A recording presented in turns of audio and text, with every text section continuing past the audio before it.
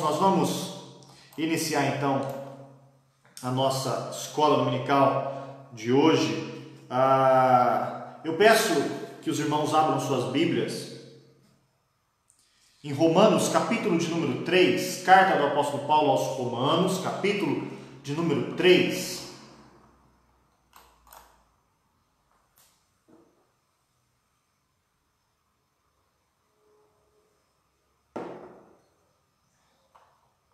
Mais uma vez peço que aqueles que puderem, por favor, compartilhem a nossa transmissão. E aí conseguiremos alcançar o maior número de pessoas nessa manhã, abençoar o maior número de pessoas nessa manhã. Romanos, capítulo de número 3. Leremos do verso 19 até o verso de número 28. Romanos 3, do verso 19 ao verso 28.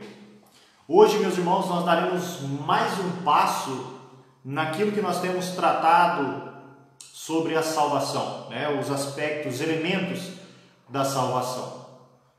Quando nós falamos salvação, nós vemos que a salvação ela não é um ato único em si, mas ela tem etapas, tem elementos que esses elementos eles vão constituir a salvação como um todo, tá? Nós já falamos a respeito da vocação, nós já falamos a respeito da regeneração, da conversão. Semana passada nós falamos a respeito da fé. E hoje, diante desse texto, esse texto que servirá de base, nós falaremos a respeito da justificação. Veremos, segundo a Escritura, o que é justificação. Essa doutrina tão importante que serviu basicamente de pontapé inicial para a reforma protestante.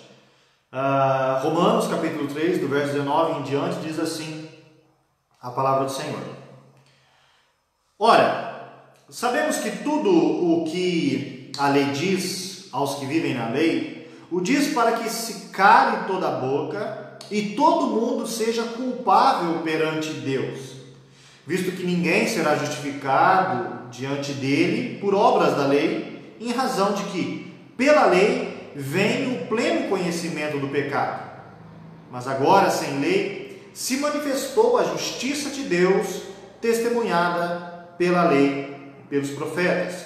Justiça de Deus mediante a fé em Jesus Cristo, para todos e sobre todos os que creem, porque não há distinção, pois todos pecaram e carecem da glória de Deus, sendo justificados gratuitamente por sua graça, mediante a redenção que há em Cristo Jesus, a quem Deus propôs no seu sangue como propiciação mediante a fé, para manifestar a sua justiça, por ter Deus, na sua tolerância, deixado impunes os pecados anteriormente cometidos, tendo em vista a manifestação da sua justiça no tempo presente, para ele mesmo ser justo e justificador daquele que tem fé em Jesus. Onde, pois, a jactância? Foi de toda excluída. Por que lei? Das obras? Não, pelo contrário, pela lei da fé.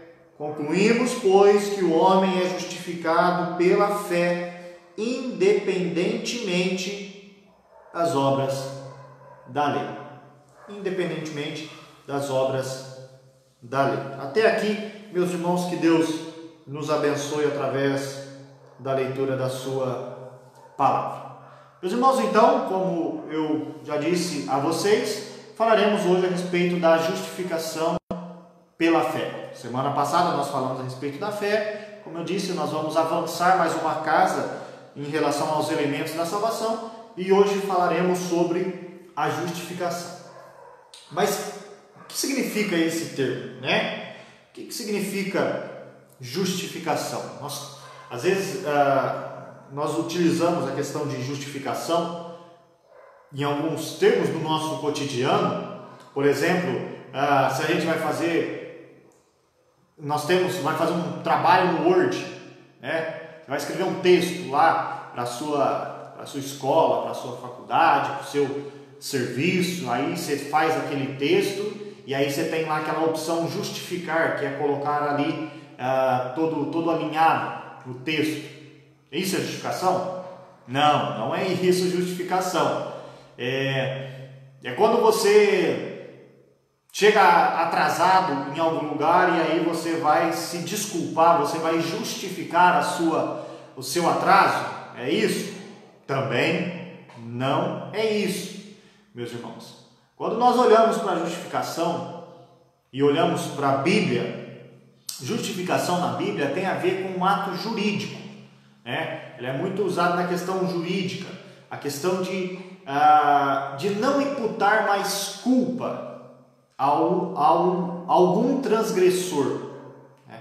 Não há mais culpa, essa pessoa foi considerada, declarada como justa diante do juiz, né? Então, a primeira coisa que nós devemos fazer nessa caminhada, meus irmãos, que nós faremos hoje sobre a justificação, é entender o termo. O que esse termo significa, tá? Desde já eu adianto para os irmãos que se vocês tiverem alguma dúvida, alguma pergunta, escrevam aí nos nossos comentários que eu buscarei acompanhar os comentários aqui e também respondê-los, tá bom? Mas só para abrir um parênteses para os irmãos, caso tenham alguma dúvida. Então vamos entender o termo. O que a Escritura fala a respeito de justificação? Quando a Escritura fala que nós somos justificados, sobre o que ela está falando? Tá?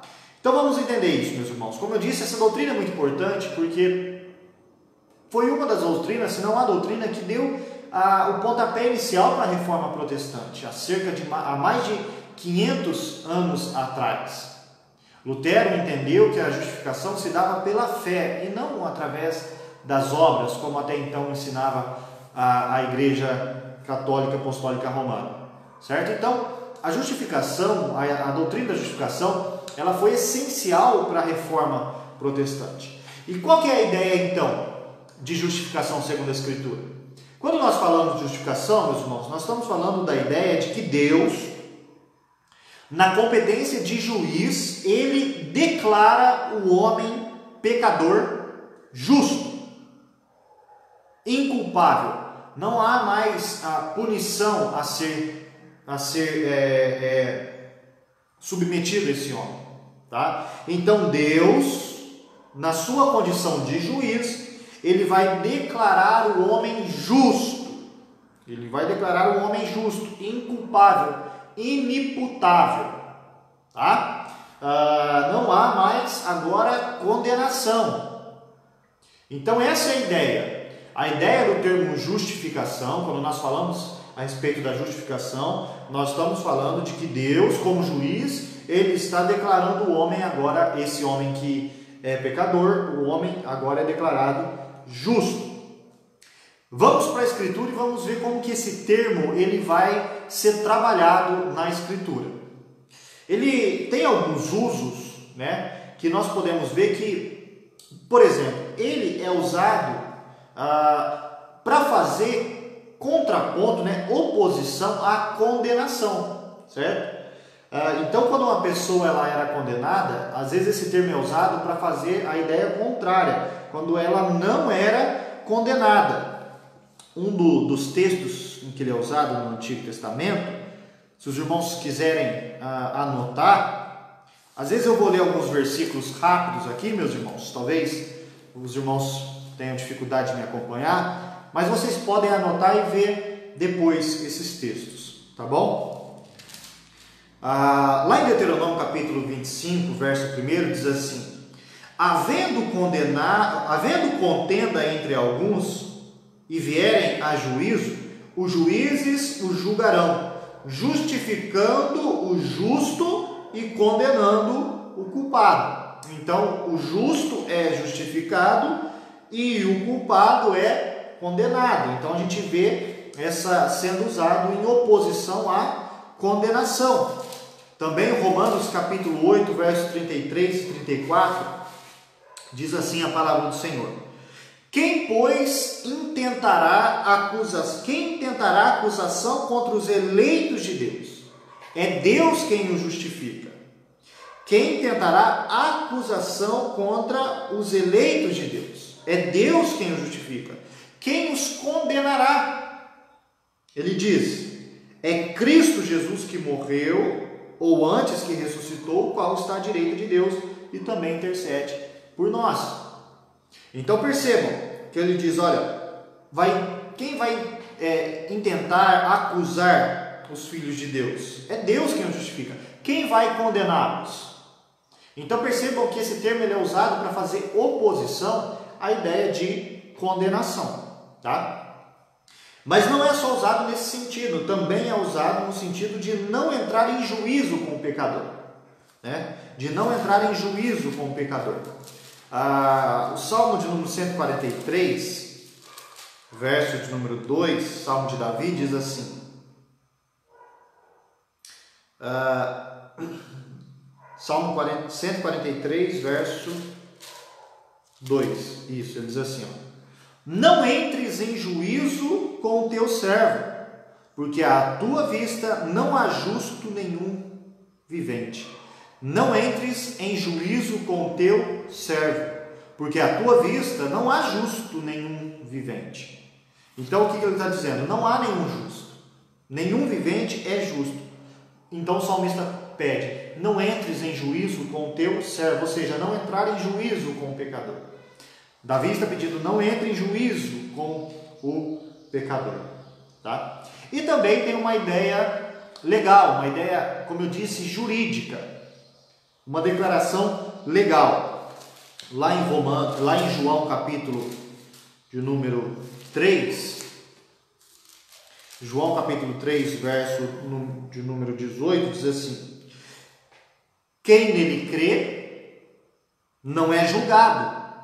Certo? Quem nele crê não é julgado. O que não crê já está julgado, porquanto não crê no nome do unigênito Filho de Deus. Quem nele crê não é julgado. Quem não crê já está julgado. Perceba que tem essa conotação jurídica. Romanos capítulo 4, verso de número 6 e 7 diz assim: e assim... Isso. Exatamente. E é assim também que Davi declara ser bem-aventurado o homem a quem Deus atribui justiça, independente de obras.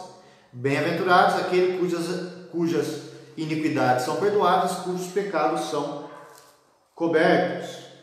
Tá? Então, eu pulei um texto aqui, lá de João, que é João capítulo 5, perdão, meus irmãos, João 5, 24, onde diz assim: em verdade vos digo, quem ouve a minha palavra e crê naquele que me enviou, tem a vida eterna. Não entra em juízo, mas passou da morte para a vida. Olha que interessante, não entra em juízo. Então tem essa ideia de um ato legal, tá? De um ato jurídico, tá bom? Parece que é um processo que não vai para frente, né? Que é impedido de ir para frente. Essa pessoa ela não vai entrar em juízo. Então, a gente vê o uso desse termo referente à justificação, quando ele é usado, como eu disse, em oposição à condenação, a ideia de não entrar em juízo com o pecador, e também trazendo uma ideia legal, uma ideia jurídica, tá bom? Então, pegando esse apanhado de ideias, nós podemos dizer que a ideia é declarar o homem justo. Isso é importante, meus irmãos. Por quê? Porque nós não estamos falando de tornar o homem justo, mas de declará-lo justo. Tá? Nós não somos justos, mesmo depois da conversão, por nós mesmos. Nós somos declarados justos por Deus. Tá bom? Então a primeira coisa que nós precisamos entender então é o uso desse termo. O uso do termo está falando a respeito de quando Deus, como juiz, declara o homem justo. Tá? Quais são as características dessa justificação? Vamos ver.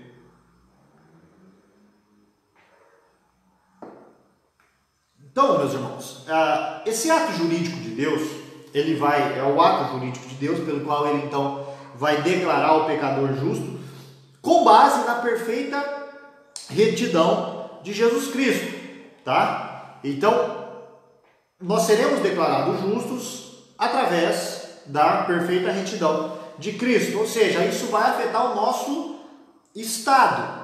Nós antes estávamos no estado de condenação, agora não, nós estamos no estado de justiça, de justificação, tá? E é importante a gente entender um pouquinho sobre a diferença da justificação e da santificação nisso tudo, tá? Por quê? Porque às vezes as duas coisas, às vezes as pessoas confundem justificação com santificação. Na santificação nós veremos em outra oportunidade, talvez daqui 2 semanas, se Deus permitir. Mas a justificação, quando nós falamos da justificação, a justificação ela elimina a culpa do pecado. Não há mais culpa. Nós somos inculpáveis diante de Deus. Nós somos declarados inculpáveis diante de Deus. Então a justificação ela vai eliminar a culpa do pecado. A santificação, por sua vez, ela vai eliminar a presença do pecado aos poucos. Ela vai eliminando a contaminação do pecado. É um processo de purificação, tá? De purificação gradual. Ela vai eliminando a contaminação do pecado que há em nós. Enquanto a justificação, ela elimina a culpa do pecado. Outra coisa que nós podemos diferenciar é que a justificação ela é realizada fora do pecador. Como assim? Como assim, pastor? A justificação é realizada fora do pecador. Em que sentido que isso acontece? Acontece no sentido de que isso acontece no tribunal de Deus. Ela acontece fora de nós. É lá no céu, lá no trono do juiz, lá no trono de Deus, acontece a justificação. Então ela acontece fora do pecador. É um ato que acontece fora do pecador. Apesar de sermos nós que somos justificados, ela acontece fora de nós, tá? A santidade, por sua vez, ela acontece na vida interior do pecador.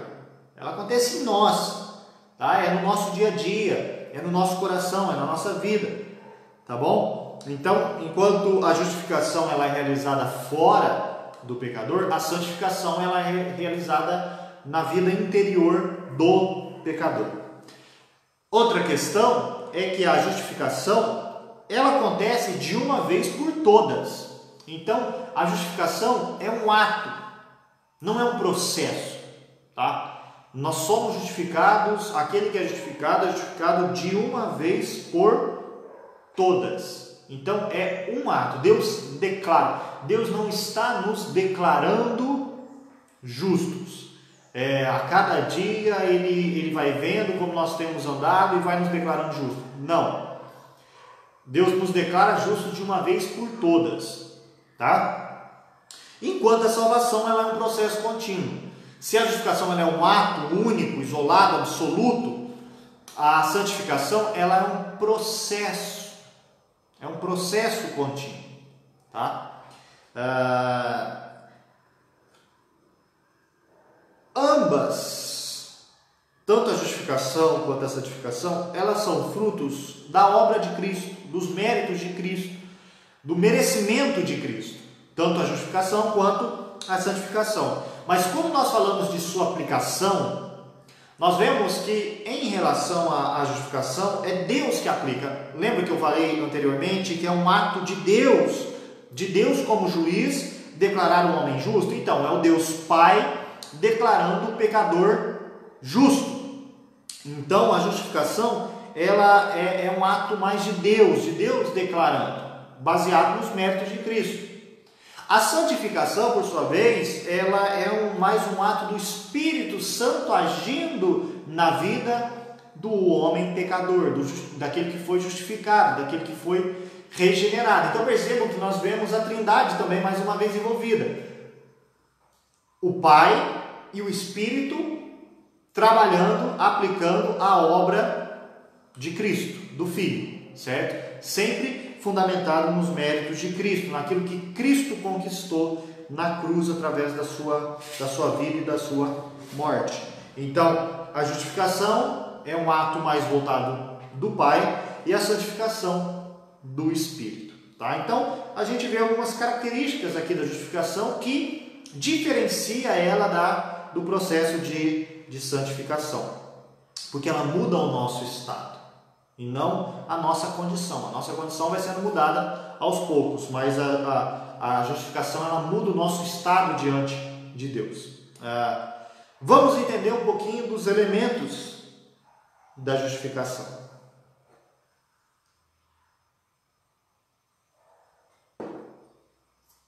A justificação, meus irmãos, nós podemos dividi-la em dois elementos, negativo e positivo. O elemento negativo aqui não é um elemento ruim, tá? O negativo aqui não é no sentido de ruim, mas é no sentido de que, porque fala a respeito de pecado. Então esse é o sentido, tá? Porque a justificação ela é boa por si só, de forma completa. Então o primeiro elemento, vamos falar desse elemento negativo. O que eu quero dizer com esse elemento negativo? Quando eu falo do elemento negativo da justificação, eu estou falando do perdão de pecados que nós recebemos com base na justiça de Cristo. É o perdão dos nossos pecados. Por isso, o sentido negativo, tá bom? Ele vai aplicar a todos os pecados. Todos os pecados. Passado, presente e futuro. Portanto, ele vai eliminar totalmente a culpa do pecado, a penalidade do pecado. Nós podemos fundamentar isso na Escritura? Sim, claro que nós podemos. E nós vamos fundamentar, tá bom? Romanos capítulo de número 5, leremos alguns textos para fundamentar bem essa ideia. Romanos 5, verso de número 21, diz assim.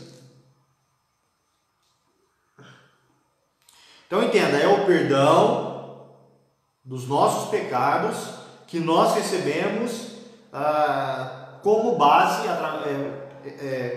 na justiça de Cristo. Ela vai se aplicar a todos os nossos pecados, passado, presente e futuro. Por isso que eu disse que a justificação é um ato único. Porque a partir do momento que nós somos declarados justos, todos os nossos pecados, passados, presentes e futuros, eles foram considerados, eles já foram pagos. Eles já foram pagos. Portanto, elimina toda a culpa do pecado e toda a penalidade do pecado.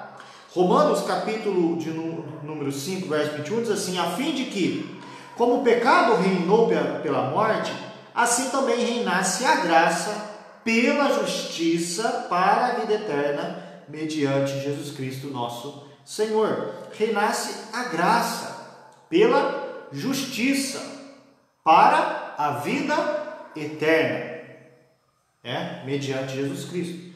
Romanos capítulo 8, verso 1, o texto conhecido diz: porque nenhuma condenação há, agora pois, já nenhuma condenação há para aqueles que estão em Cristo Jesus.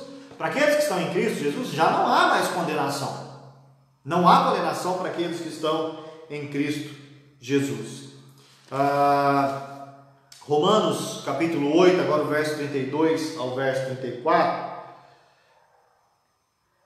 Nós já lemos o verso 33 e 34, eu vou ler o 32 agora, diz assim: aquele que não poupou o seu próprio filho, antes por todos nós o entregou, porventura não nos dará graciosamente com ele todas as coisas? Quem tentará acusação contra os eleitos de Deus? É Deus quem os justifica. Quem os condenará? É Cristo Jesus quem morreu, antes quem ressuscitou, o qual está sentado à direita de Deus e também intercede por nós. Olha a força do que Paulo está dizendo. Deus nos deu Cristo. Se Ele nos deu Cristo, Ele já nos deu tudo aquilo que nós necessitávamos. Então, quem vai intentar acusação contra os eleitos de Deus? É Deus quem os justifica. Quem vai condená-los? Cristo já morreu por esses eleitos. Então, percebam que é um ato, tá? Um ato único que nos livra do pecado, dos pecados passados, presentes e futuros, da culpa do pecado dos pecados passados, presentes e futuros, e da penalidade desses pecados. Então perceba que o sacrifício de Cristo, ele é um ato único, meus irmãos. Hebreus capítulo 10, verso 14, diz assim: porque com uma única oferta, aperfeiçoou para sempre. Para sempre. Quantos estão sendo santificados? Cristo, através de uma oferta, da sua oferta, essa única oferta, diz que aperfeiçoou para sempre aqueles que estão sendo santificados, né? E por último, meus irmãos, Isaías 44, verso de número 22, Deus diz assim para o seu povo: desfaço as tuas transgressões como a névoa, e os teus pecados como nuvem. Torna-te para mim, porque eu te remi. Desfaço as tuas transgressões como a névoa, e os teus pecados como nuvem. Torna-te para mim, porque eu te remi.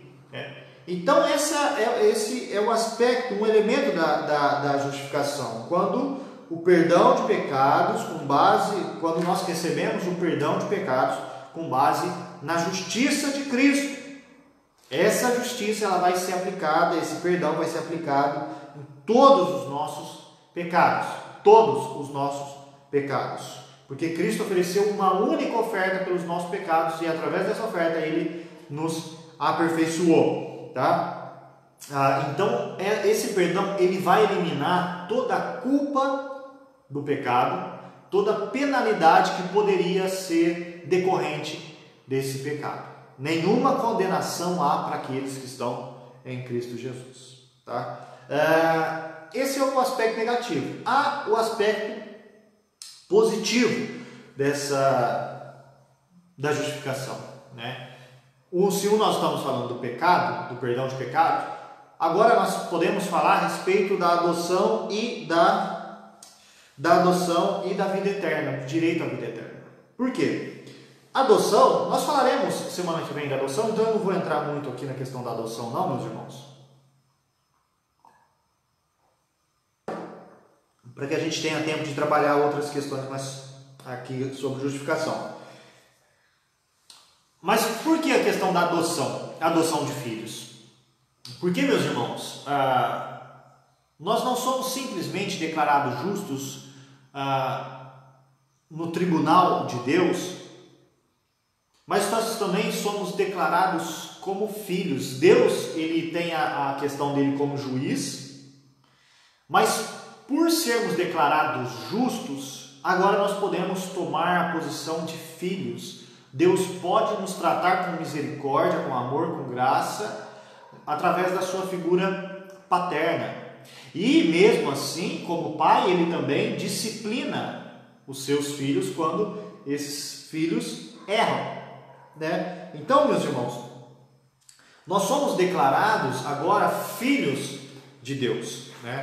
Filhos de Deus. Esse é um aspecto positivo. Então percebam que essa filiação, ela se dá não se dá somente através da regeneração, da santificação. Os crentes, eles não só são filhos de Deus por adoção, mas também no sentido jurídico, tá? Mas também em virtude desse novo nascimento. Então, nós nos tornamos filhos de Deus através do novo nascimento, que nós já falamos, mas também através desse sentido jurídico. Então, essa filiação que nós recebemos, ela tem a ver porque nós também somos considerados, somos declarados justos. E vinculado à adoção de filhos, nós temos a questão do direito à vida eterna. Peço que os irmãos abram, aqueles que puderem, em Romanos capítulo 8, porque nós vemos em Romanos capítulo 8, do verso 15 ao verso 17, essas duas questões, a adoção de filhos e o direito à vida eterna. Porque como filhos, agora nós temos direito à herança. Diz assim o verso 15 em diante: porque não recebestes o espírito de escravidão, para viverdes outra vez atemorizados, mas recebestes o espírito de adoção, baseados no qual clamamos Abba Pai. O próprio Espírito testifica com o nosso espírito que somos filhos de Deus. Ora, se somos filhos, somos também herdeiros, herdeiros de Deus e co-herdeiros com Cristo. Se com Ele sofremos, também com Ele seremos glorificados. Nós somos herdeiros e co-herdeiros com Cristo. E Pedro diz na sua primeira carta, capítulo 1, verso 4, diz que nós somos herdeiros de uma herança incorruptível, sem mácula, imarcessível, reservada nos céus para vós outros. Então, em decorrência, meus irmãos, da justificação, nós recebemos a adoção e o direito à vida eterna. Percebam que, como eu disse no princípio, essa justificação se dá com base na justiça de Cristo. Vamos ver isso um pouco mais agora, de forma mais profunda. Que agora, deixa eu fazer um apanhado aqui, meus irmãos, para os irmãos não se perderem, tá bom? Senão eu vou falando e os irmãos às vezes vai ficando meio embaralhado as cartas. Primeira coisa que nós vimos hoje nessa manhã foi a questão do uso dos termos. Tá? Nós falamos que justificação, que a ideia da justificação na Bíblia, ela expressa a ideia de que Deus, como juiz, declara o homem justo. Depois nós vimos que as características dessa justificação, que ela vai se diferenciar da santificação, que a justificação ela vai eliminar a culpa do pecado, ela vai ser realizada fora do pecador, ela acontece de uma vez por todas e a justificação ela é fundamentada nos méritos de Cristo, mas ela é executada pelo Pai. Nós falamos agora a respeito dos elementos da justificação, um elemento negativo, que é o perdão de pecados que nós recebemos com base na justiça de Cristo, eliminando assim a culpa e a penalidade de todos os nossos pecados. E a questão positiva que vem em decorrência da justificação, que é a questão da adoção. Nós somos adotados, isso se dá através do novo nascimento, mas também uma questão legal, jurídica, tá? E também a questão do direito à vida eterna, porque somos filhos, somos herdeiros e co-herdeiros com Cristo, herdeiros de uma herança incorruptível, uma herança eterna, tá bom? O que nós veremos agora? A esfera em que se realiza esta justificação, aonde ela se realiza, tá? Nós podemos dividir também isso para facilitar de duas formas, uma esfera, uma questão ativa e uma questão passiva. Na questão ativa nós vemos que isso se realiza no tribunal de Deus. Lembra que eu disse que é um ato externo, é um ato fora do homem? Então, isso vai se realizar no tribunal de Deus. É Deus como juiz declarando o homem justo, declarando o pecador justo. Então Deus como juiz, ele declara o homem justo, mas também como pai, ele recebe esse pecador em misericórdia. Romanos capítulo 3, lá no texto que nós lemos, no verso 20, diz assim: visto que ninguém será justificado diante dele por obras da lei, em razão de que pela lei vem o pleno conhecimento do pecado. Ninguém será justificado diante dele por obras da lei. Então é a figura de um tribunal que nós estamos comparecendo perante o juiz. E pela lei, por obras da lei, ninguém será justificado. Gálatas capítulo 3, verso 11, diz assim: é evidente que pela lei ninguém é justificado diante de Deus, porque o justo viverá pela fé. É evidente que pela lei ninguém é justificado diante de Deus, ou seja, é comparecer diante do tribunal de Deus. E como nós seremos justificados diante dele? Não é pelas obras da lei. É isso que Paulo está dizendo nesse texto. Então Deus como juiz, ele vai declarar o pecador justo, certo? E vai receber esse pecador em misericórdia, graça e perdão. Mas nós também temos a questão passiva, que acontece no nosso coração. Nós recebemos isso, essa justificação. Em que sentido? Isso, meus irmãos, vai se processar no coração e na consciência do pecador. O que eu quero dizer com isso?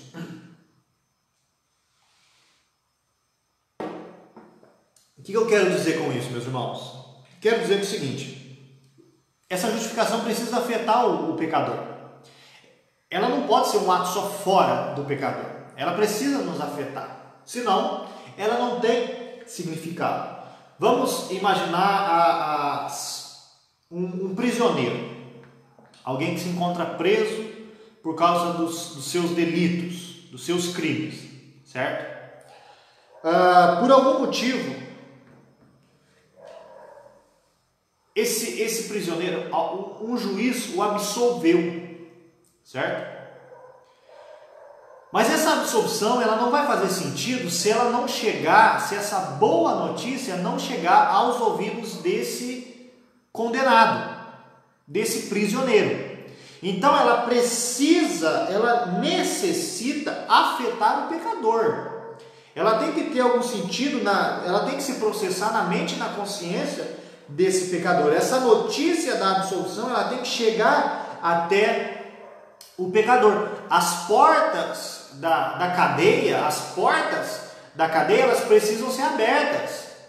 Então não basta o juiz declarar esse pecador justo. É necessário que haja que isso se proceda no coração e na consciência desse prisioneiro, desse pecador. Por quê? Porque se ele não receber essa boa notícia e se as portas da cadeia não forem abertas para ele, esse ato de justificação não tem sentido. Não tem sentido. Os irmãos conseguiram me entender? Quando se fala a respeito dessa questão passiva da justificação, a esfera que ela vai atuar, porque ela deve atuar no coração e na consciência nossa. Deve atuar. Não basta Deus lá no seu trono nos declarar justos. Eu preciso entender que eu fui declarado justo através dos méritos de Cristo, que eu recebi a absolvição e que a porta da cadeia foi aberta, que agora eu estou livre, que não há mais condenação.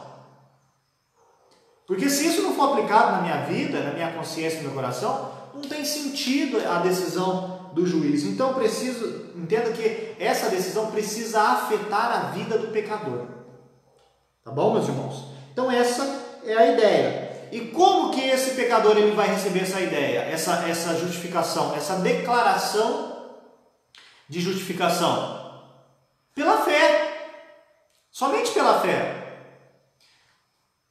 Percebam que nós não vamos adquirir essa justificação, como nós acabamos de ler, através das obras da lei. Mas é pela fé. Pela fé eu vou me apropriar dessa justificação, dessa declaração do juiz. O juiz me declarou justo. Como que eu recebo isso? Pela fé.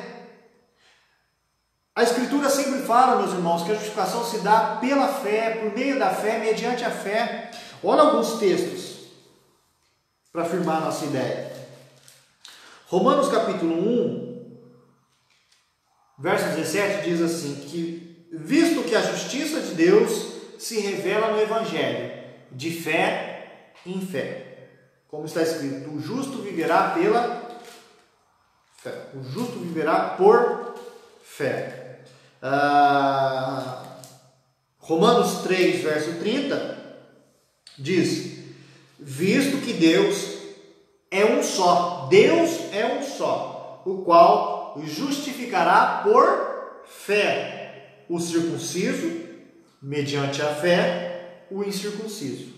Então, Deus justifica por fé. Deus justifica mediante a fé. Gálatas 2, verso 16, diz assim, sabendo, contudo, que o homem não é justificado por obras da lei, e sim mediante a fé em Cristo Jesus. E depois, Filipenses capítulo 3, verso de número 9, diz assim, e ser achado nele, não tendo justiça própria que procede da lei, senão a que é mediante a fé. Nós não temos justiça própria, mas a nossa justiça é mediante a fé em Cristo. Justiça que procede de Deus, baseada na fé. Então, qual que é a ideia, meus irmãos? É que pela fé, nós nos apropriamos dos méritos de Cristo como base da nossa justificação. Essa apropriação da retidão de Cristo é mediante a fé que eu recebo Cristo, que eu recebo os méritos de Cristo, que eu recebo a obra de Cristo, a justiça de Cristo. É pela fé que eu recebo.